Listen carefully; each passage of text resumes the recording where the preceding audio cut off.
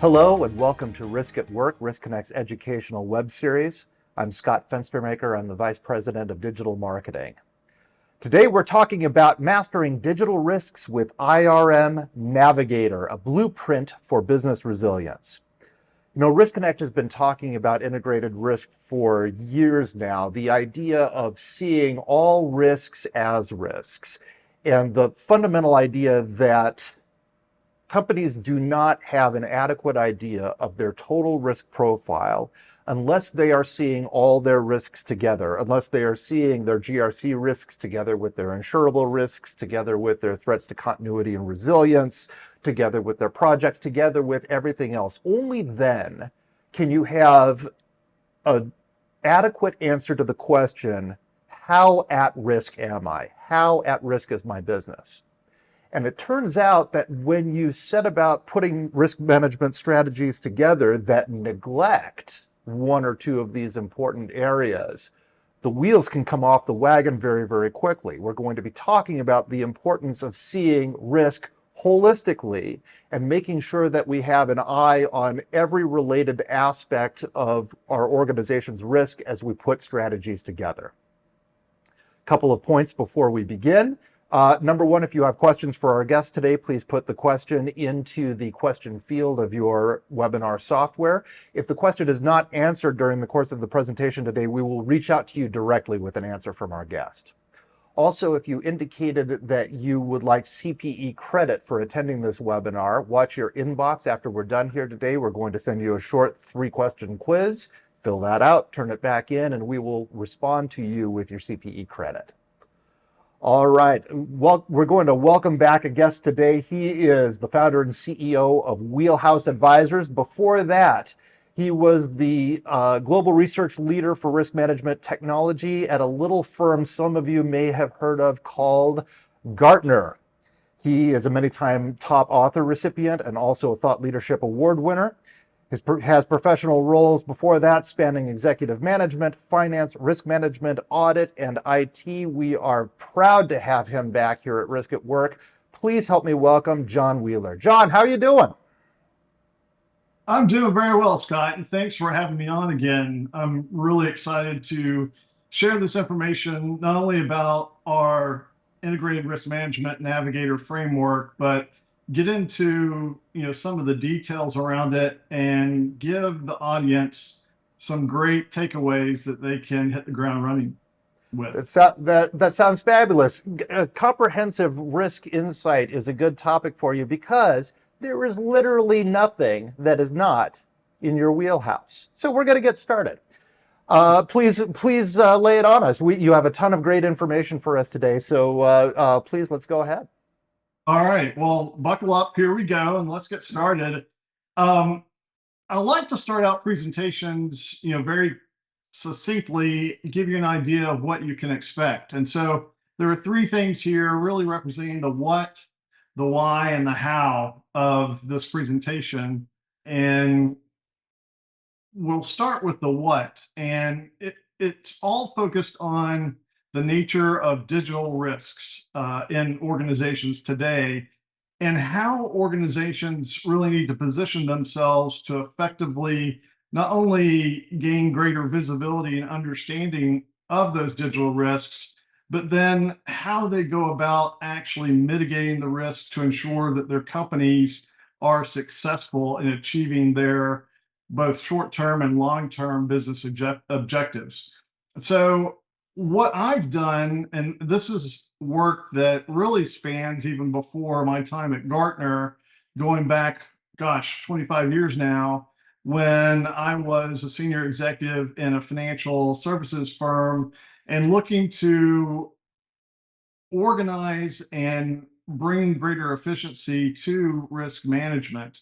And then through my time at Gartner in evaluating markets around technology and how vendors over time have evolved those products to meet the greater demand for risk management technology, that I discovered we need a new way to think about this. And that's where integrated risk management comes from. And I'll get into that certainly in more detail in just a moment. The Second piece is the why, and this is really the crux of the presentation, and why should you be concerned about this?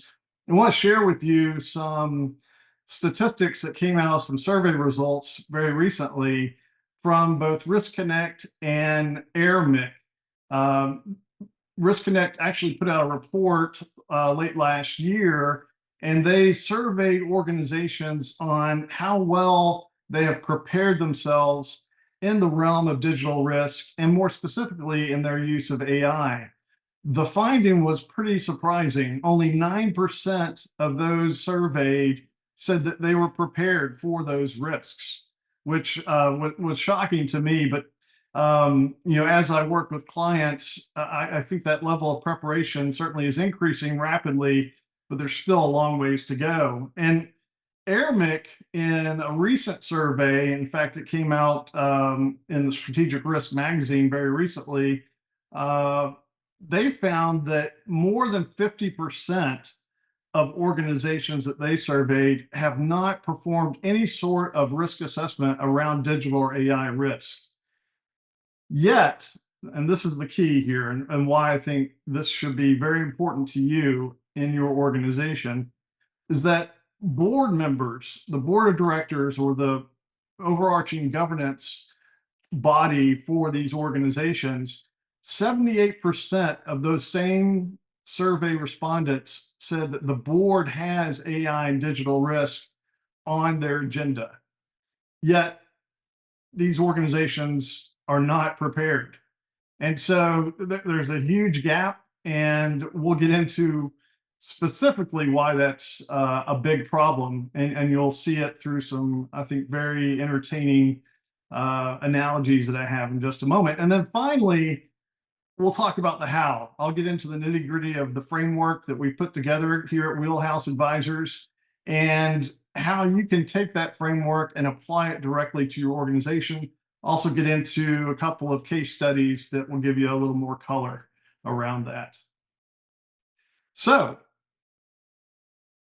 to dive in, I think it is important just to set the stage and make sure that we're all on the same page as it relates to what is happening in organizations around digital transformation. And it is highly interconnected and highly complex. I'm sure most, if not all of you, would agree with this. But what we see at Wheelhouse Advisors can be summed up in this cycle or set of digital transformation stages that we see commonly in every organization that is looking to use digital to transform their business, or potentially to create new products and services that they're offering to their customers. And it all starts in the upper right-hand corner here with some form of digital innovation.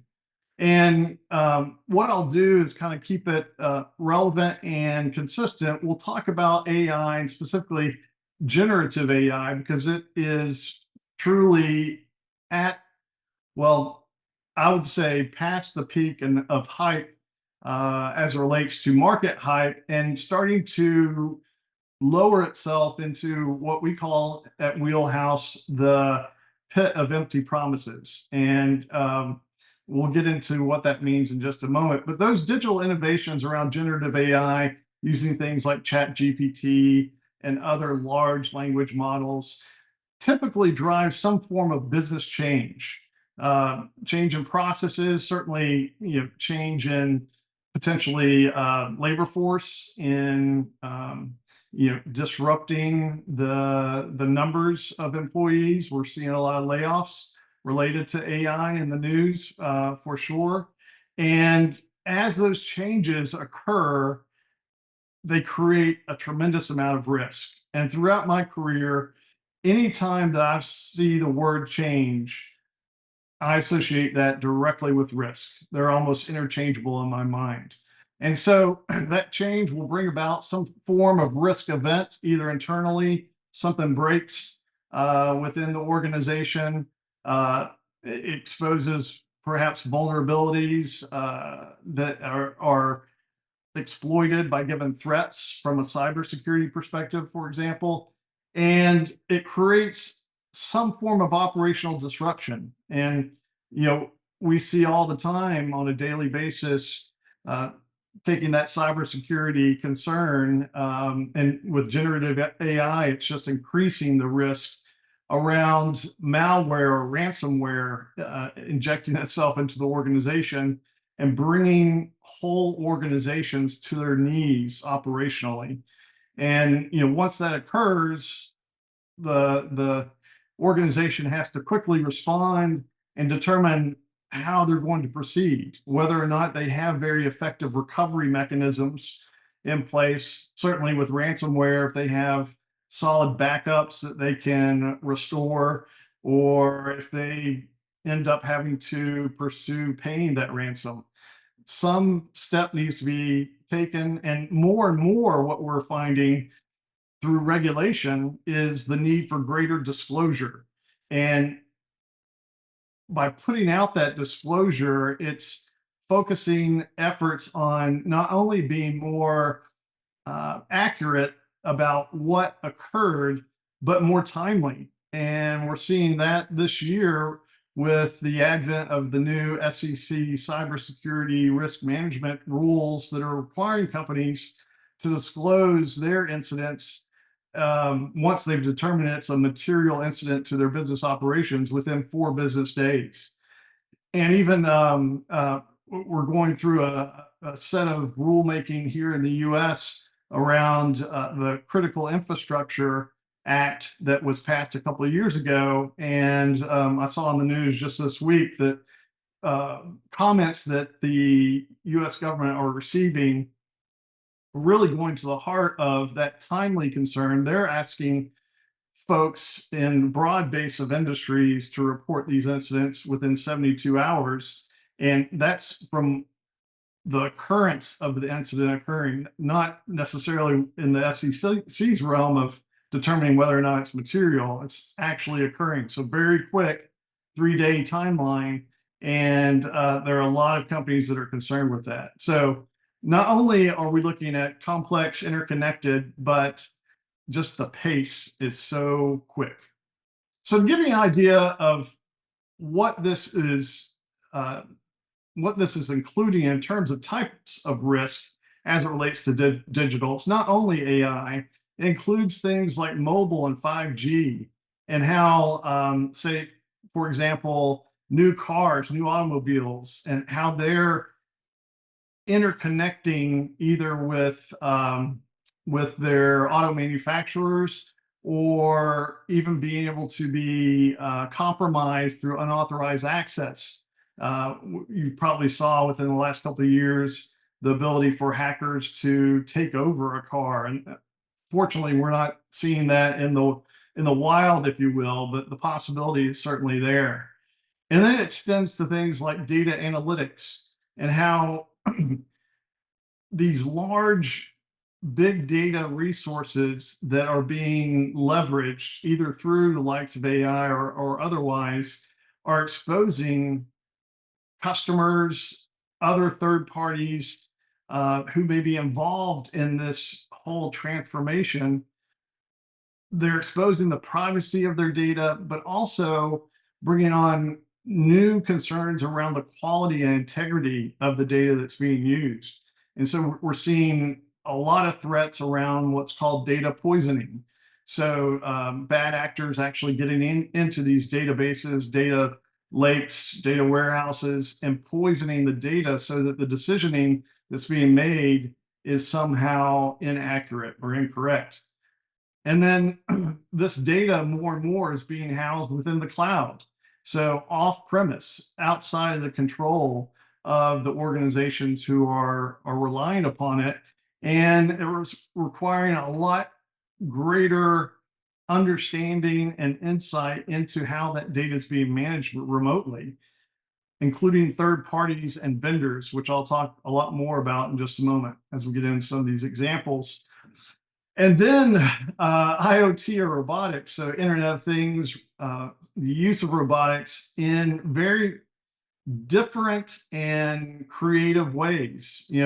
We're starting to see the likes of robots being used in fast food outlets with the rise in labor costs. But certainly we've had Internet of Things or more operational technology around, say, monitoring of business resources in the oil and gas industry with remote oil wells. And a lot of these things have been very isolated in the past, but now that they are connected through networks, there's a lot of concern about, again, bad actors or just problems in that network infrastructure leading to significant operational disruption. And then finally, we come back to AI and machine learning. And beyond just some of those concerns around how AI is being promulgated throughout organizations, there's also a greater need for understanding what is actually being utilized. How can that be better disclosed, but also provide assurance that it's being done in an ethical way and there's no fraud involved. So you look at all these risks and the stages that organizations are progressing through in a very rapid fashion. And I think everyone can agree that this is a unique challenge for organizations going forward and a unique challenge for risk managers and the related organizations that support risk management throughout the enterprise. And so going back to what I described before in terms of the survey information, 9%, only 9% are prepared for these new digital and AI risks. So to say it a different way, 91% are not prepared. And why is that? And in my view, it really boils down to these four things. And it's the cracks, if you will, between the whole host of risk management functions within a company, or even functions that, while they might be focused on something other than risk at their core, they certainly have interrelationships that have to be better understood. And so these organizations or functions that operate in a silo on their own, maybe performing their own risk assessment. They may have their own terminology for risk, deal with folks, as we all know, in a different way.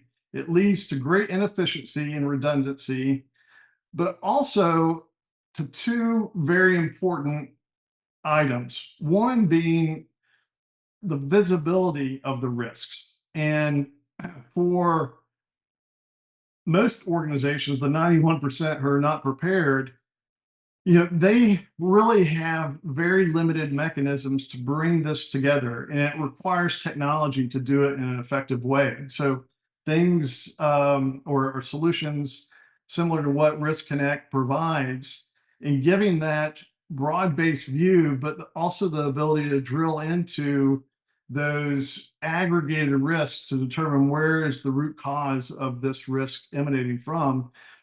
And then also the limited understanding of, once a risk is identified, how do you assess that in the context of the current organization and the broader ecosystem of third parties, fourth parties, vendors that most organizations are having to rely upon in this digital realm.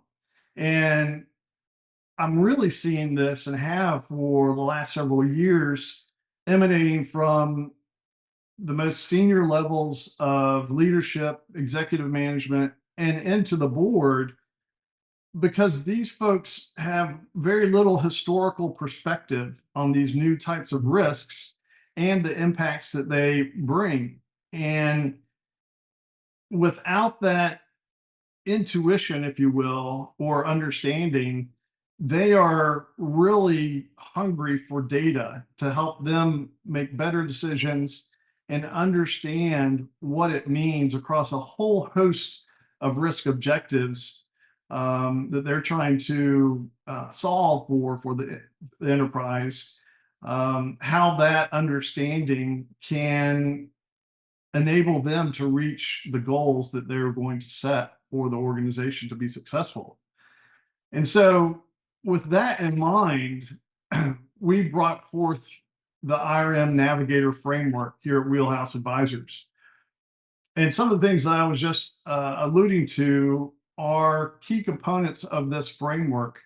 And what I found over my career in research, both with Gartner and here at Wheelhouse, is organizations, depending on their size, their complexity, risk profile, where they are located in the world, they're all coming at this risk problem from different angles. And it's driven by, a number of different demands. But the fact is, even with all those different views of risk, there's still what I found to be 4 key risk objectives that drive the conversation and really are necessary to answer for a leader, a board member, or even a risk professional to answer the questions today around risk, and particularly digital risk, because it's so multifaceted, multi-pronged, almost like a Rubik's Cube, if you will. And those 4 objectives exist within the model here: performance, resilience, compliance, and assurance. And those objectives, to certain degrees, are more focused, or the answers to these objectives are more focused in certain risk domains and the technology that is used to support those domains. So for example, if we look at performance in the upper right-hand corner here, we've got ERM, or enterprise risk, and ORM, operational risk, combining to help organizations better understand how they can drive better performance. And with both a quantitative and qualitative view of risk, how they can meet those performance goals on a consistent basis.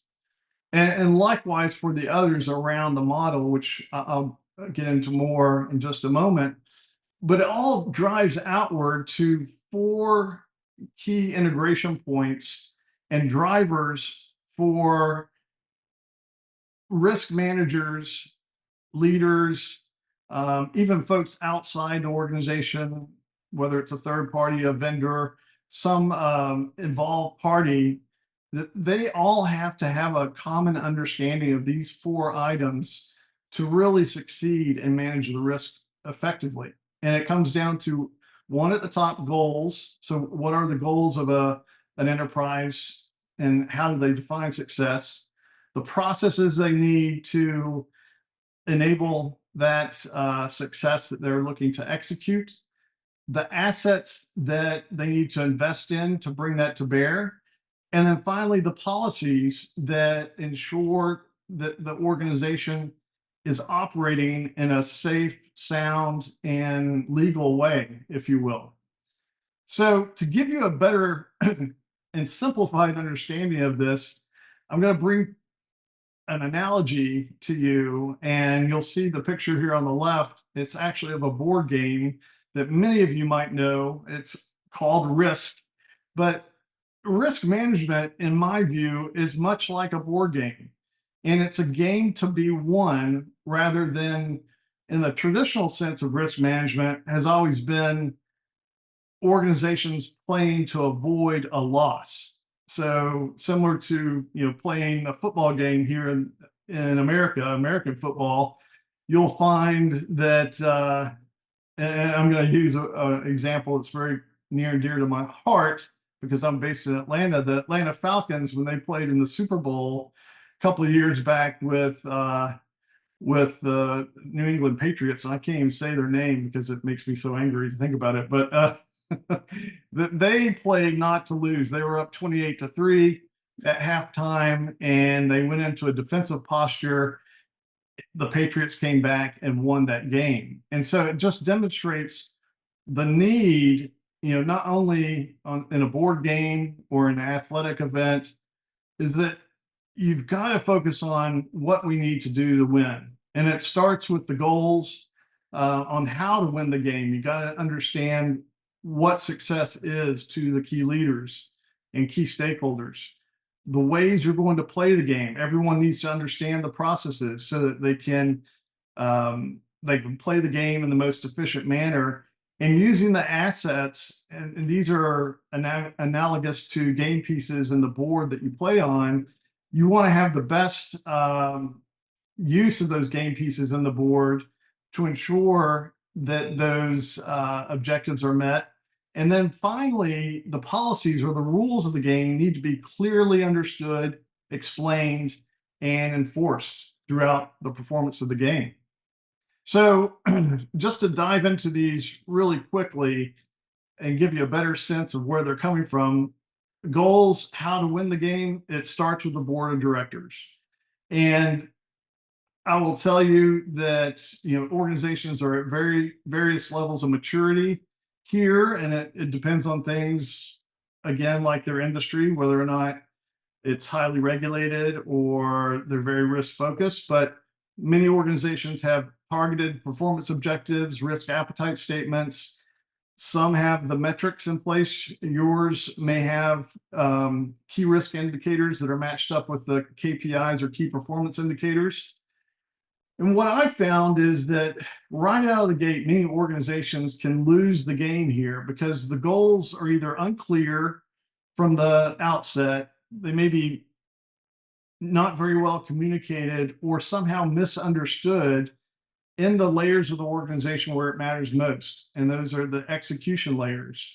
And so there's a dual emphasis on both performance. How do you make sure that you've got the ship headed in the right direction, but also assurance in looking backwards at times to make sure that, yes, we are headed in the right direction and we're doing it in the right way. And then secondly, you've got to have those right processes in place and the ways to play the game that are well understood by all key stakeholders. And this is where I think, going back to the survey results in terms of preparing for digital transformation, AI, these processes are still forming. And what I always advise companies who are going through this process is to make sure that they don't reinvent the wheel, no pun intended on wheelhouse, but reinvent the wheel in creating a separate program or separate way of understanding risk that may already exist. And so it's about bringing the best to bear from all four of these risk domains and making sure that there's a clear understanding of risk ownership and accountability across those domains, but in all areas of the business.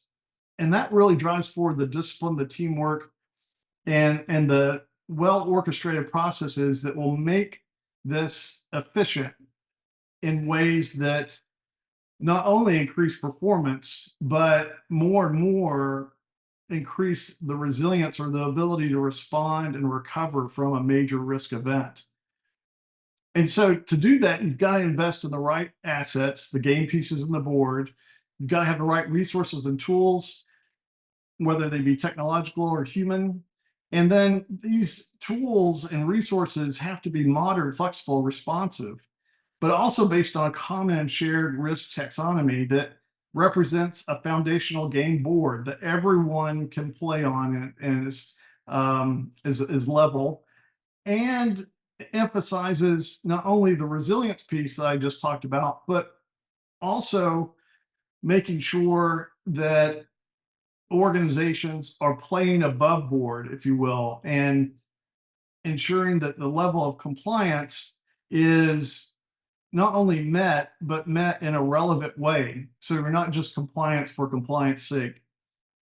And then finally, the policies, the rules of the game. And I know there are a lot of people probably on this call who have a great focus here, and it's all about controls, risk limits, certainly the requirements, whether they be legal, organizational, contractual.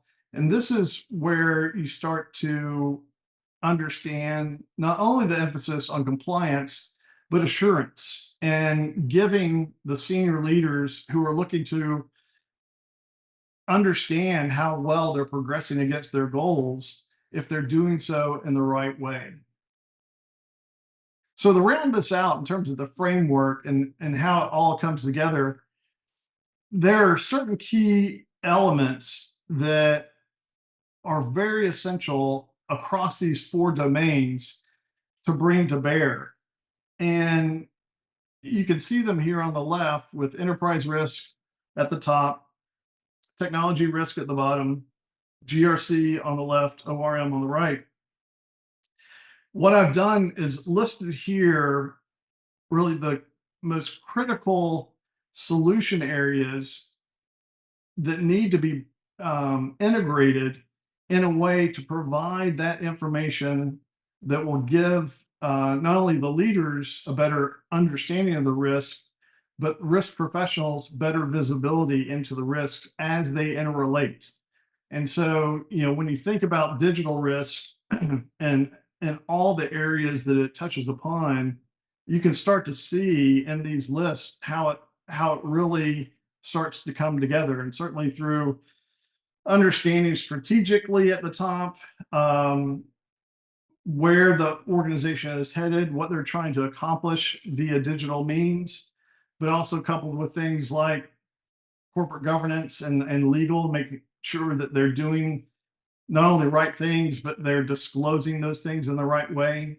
Operationally, that if you're transferring a lot of this new risk, and a great example is cyber insurance with cybersecurity, that you're handling that correctly, but also understanding the claims information that is coming to bear. But also, even operationally, as more and more things become digital, we're going to see a lot more nuanced, I would say, claims data that needs to be brought to the fore.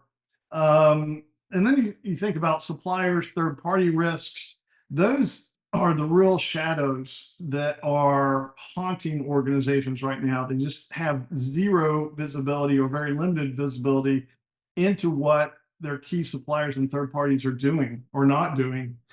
And then technologically, not only focusing on cybersecurity because it's such a prominent risk today, but also looking at things like how IT or information technology and OT, operational technology, how they are starting to come together in ways through what I described before as the network infrastructure, bringing data and operational exercises into play. And then finally, on the GRC side, looking at things like policies and procedures, how well are those communicated, but also enforced or assured through the likes of internal audit or other key testers within the organization. All right, so going to shift gears here just for a moment, and it's going to, I think, challenge some of your thinking around traditional risk management, but also the need for a shift to a greater focus on resilience and performance as it relates to the IRM Navigator model. And so, oops, got ahead of myself here. What we'll find here is the lovely heat map that we all know very well and hold near and dear to our hearts, that organizations have relied upon for a very long time in trying to communicate and articulate the level of risk within the organization. And what I found through my research is, while this is certainly essential, it limits the conversation in many ways. And it's because it is focused on a more tactical view that emphasizes or is used to drive results around compliance and assurance. And so it's all formed around understanding the likelihood and the impact of a given risk event. And that drives a conversation that the two end bounds, if you will, you have high risk on one side, low risk on the other, with the kind of intention to drive everything to the lower left-hand quadrant here to its lowest risk level. And that's intended to minimize loss. And you will remember that I talked about playing to win the game or playing to avoid the loss. Well, as risk managers, we have been conditioned to play to avoid the loss. And you have to do that, certainly. But when you start to communicate this risk to executive leaders, board members, that's not what is going to win the game. What's going to win the game is the opportunity to achieve their objectives, achieve their goals. And, in many cases, if you're a profit driven business, it's optimizing profit as opposed to minimizing loss. And so you have to view risk in a different way, a more strategic view that's focused on resilience and performance, that relies on factors like what is the risk appetite of the board and management team, and what is the value of either the product or the service or the activity that we're looking to create. And that leads you to a very different discussion around a good risk versus a bad risk. And what I'll say is the effective organizations who are utilizing integrated risk management utilize both of these views. It's a dual lens type of viewpoint and framework, much like a pair of glasses. And I would say if you're only using, say, the left-hand side here on tactical view, you're operating with a monocle and you're not going to see the full field that you need to. So that's really the greater focus around integrated risk management and the Navigator framework. What I wanted to wrap up here with is just a few case studies, examples of how organizations in different industries are being hit with this and how they're using integrated risk management to successfully drive through and navigate some of these challenges that they're facing. Now, we'll start with financial services. And it's very interesting because financial services, in my mind, and having worked in financial services directly for a decade, it is at its very nature a risk management business, even beyond just the insurance piece into banking and other areas, investment management. It's all about risk. But what I will say is the operational resilience or operational risk component has always been elusive for these organizations. And so now that digital risk is coming to the fore and it's having so much impact on the way financial services organizations can either succeed or fail, we're seeing a lot more targeted regulation in this arena that brings forth the need for an integrated risk management framework. And in the EU right now, for those of you who may not know, this year there's a frenzy of preparation for the effective date of the Digital Operational Resilience Act across the European Union. And this act is very significant in its scope. It's going to impact over 22,000 companies, both within the EU and outside of the EU. So any organization with a fairly significant level of operation within the EU, even if they're based outside, they're subject to these new rules.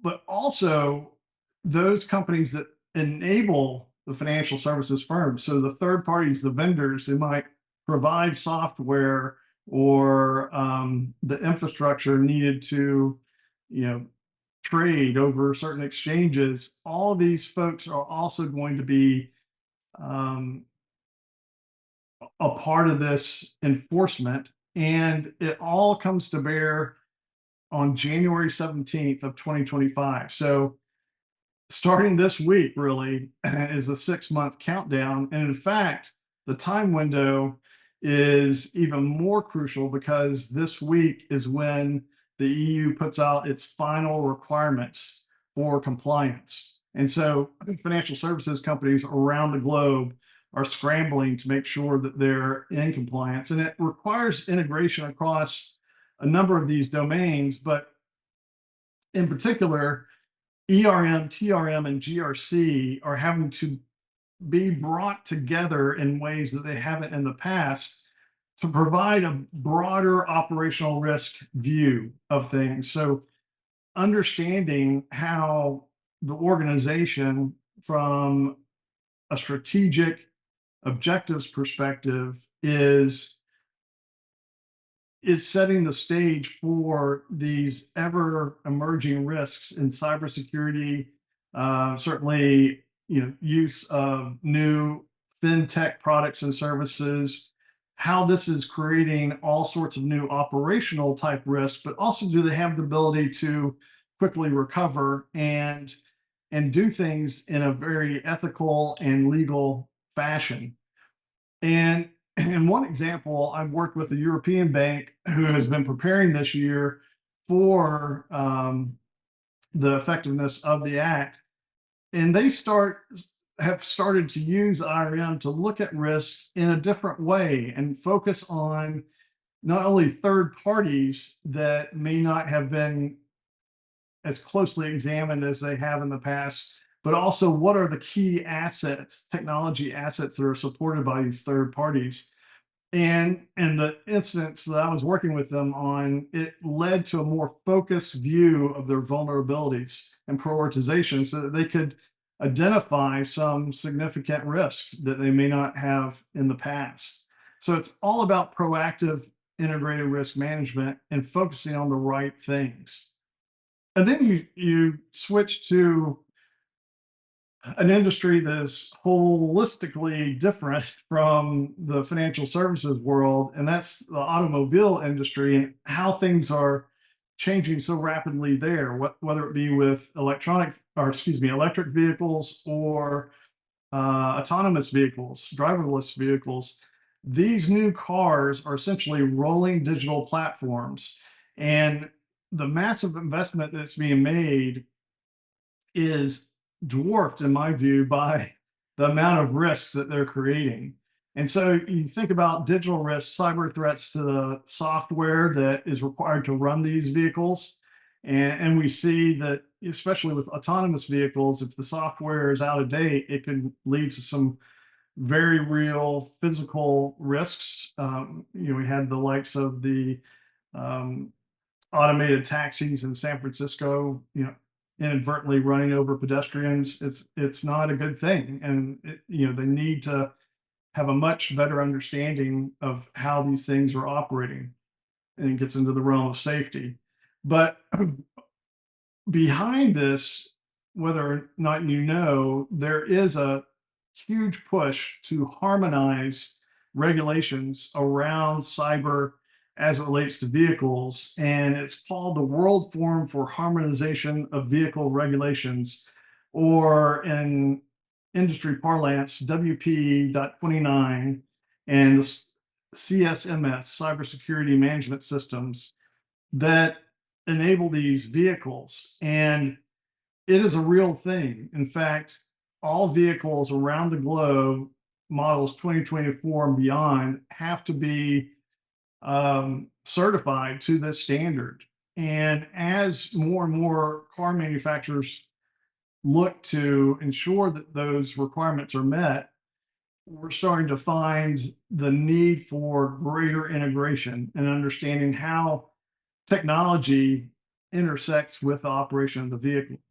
And in fact, EV manufacturer that I've talked to recently, they've been able to use an integrated focus on that software update system that I talked to you about just a moment ago, to ensure that as they update the software, that they understand the overall impact to the vehicle itself in an integrated testing environment. And then finally, I'll wrap up with healthcare, the third industry that should be of great concern to everyone on this call for reasons that are obvious. We all are being impacted digitally from our health perspective, as more and more providers are looking to use things like an electronic health record that they haven't been able to utilize in the past, and bringing all this data together. As you do that, it brings about great change and great risk.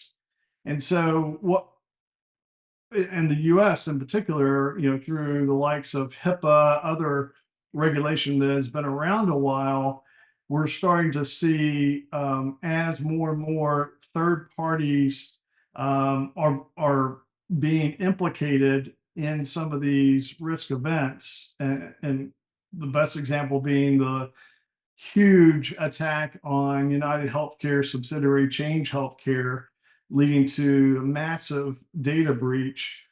You know, there are numerous instances where these single points of failure can impact a whole swath of healthcare providers in a number of different ways. So not only having the inability to access data to make decisions on diagnosis or treatment of a patient, but also to do things in the back office, like effectively bill and pay for the services. And we saw through that latest cyber attack on United Healthcare that it brought all areas of the healthcare industry to its knees overnight.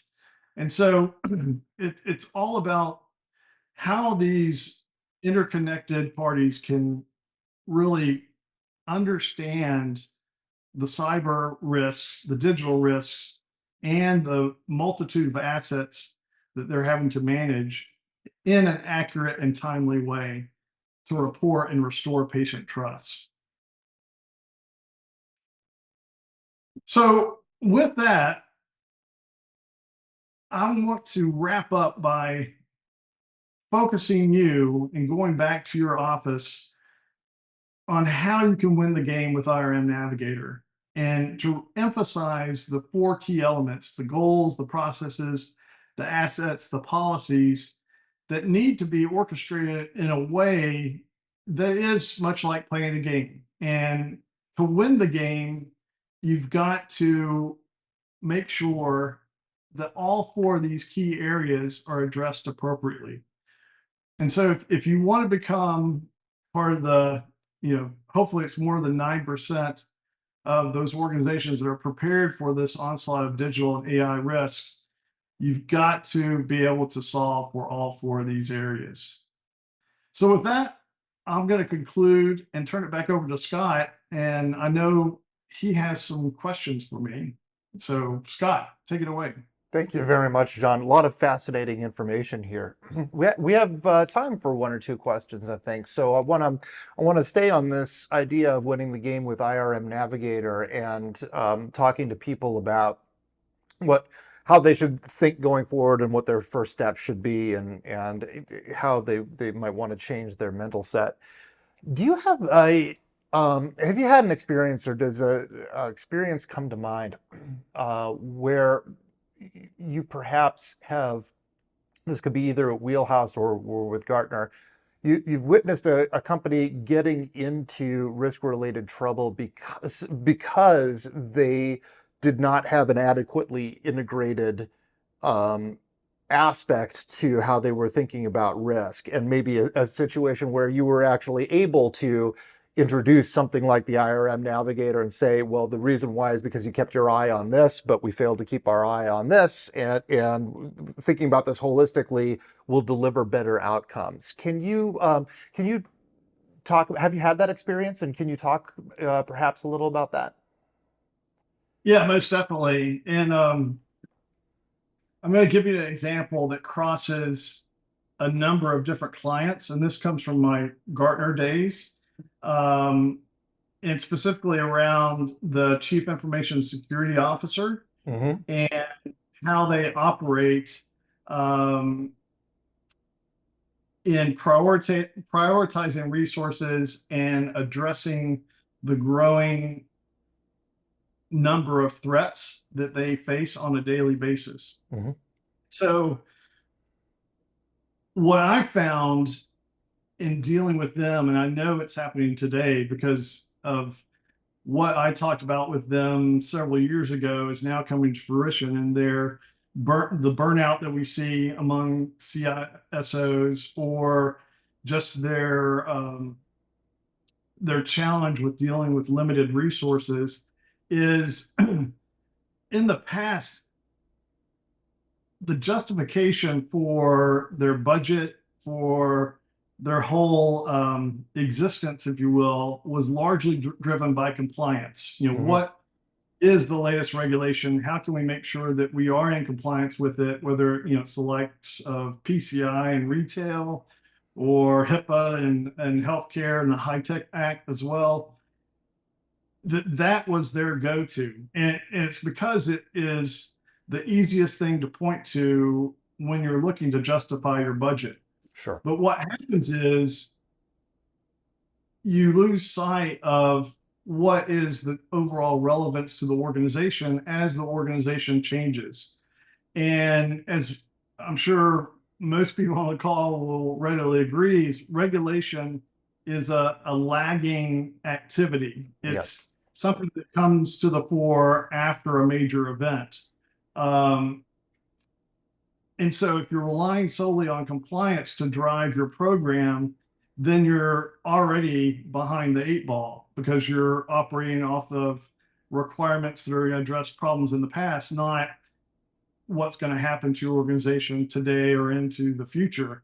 And so without an integrated view of risk, specifically with an emphasis on performance and resilience, these chief information security officers have been left flat-footed, and we're starting to see that they're being called on the carpet. A primary example is the SEC charging the CISO of SolarWinds with a failure to disclose risks that they say they have evidence that he knew about, but would not or did not ensure that that was disclosed appropriately. Sure. And so it's all to do with looking forward at what are my organization's goals? How am I ensuring that the performance of those goals are going to be met effectively, but also to ensure a proper level of resilience. Hmm. And so it goes beyond just that GRC view, if we come back to the chart here, into elements of enterprise risk, operational risk, and technology risk. That in the security realm, which is a big component of digital risk, that security-based mindset is just not traditionally geared towards. And in fact, I published a blog post just this past week. If folks want to check it out, they can go to my website, wheelhouseadvisors.com, and it's the Risk Tech Journal. You'll see up at the top right-hand menu option. Hmm. And it talks about changing that security-based mindset into an integrated risk mindset. And it's just, I think, a real example of how integrated risk can change a risk manager's or risk professional, including security professionals' view of the world that can make them successful in the digital realm. And I can see those too. I could see, I'm looking at your model now, thinking about a CISO's world, right? Where compliance might be the one, the guiding star, because that's where you can get in the most trouble, right? That's where you'd be called out. But certainly resilience has got to be second to that, because we're talking about disaster recovery right now. And what you might not be thinking about if you're not having a whole model is something like performance. How does risk management in technology affect performance? Well, if you're overly locked down, it does affect performance, right? So there's an element of risk taking there, as well as an element of risk mitigation, and these things kind of have to balance, I suppose. Let Exactly. me let me ask you, for those people listening to this wondering, okay, well, I'm a risk director or a GRC director or whatnot, and I think my program is fine. You ask me if I'm considering all these things. Oh yeah, no, we consider performance. Yeah, we consider resilience. That's all part of the conversation, right? So how is somebody to know if they're thinking with an adequately holistic view of integrated risk versus if they might have some blind spots to this and need to really lean into a model like this in order to be able to have balanced conversations. Yeah, and I think it goes back to the survey results that Riskonnect and IRM have come out with, and that is you'll know when things aren't working well, when there's a disconnect between what is being discussed at the board or in the C-suite and what's actually happening in the business itself. And so, you know, just to remind everyone of those results, only 9% of companies are prepared, yet 78% have AI and digital risk on their board agenda. That's a huge disconnect. And so, where you are in the organization in terms of being able to influence that communication or lead the communication into the boardroom is so crucial. And again, going back to the game analogy, if you don't understand the goals around where the business is headed, and those aren't validated through discussions with the board, then you're going to lose right out of the gate, because you will inevitably be managing risks that are either out of date because the organization is changing in different ways, creating new products and services that are going to be a lot more important to the organization and driving new revenue. And that's where the risks lie and where the real, again, change lies.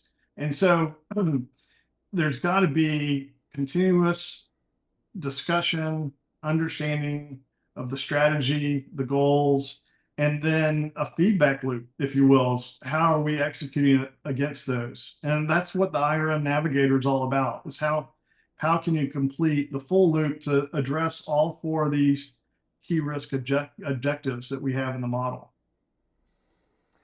One last question, I think, in our last minute here to wrap it up.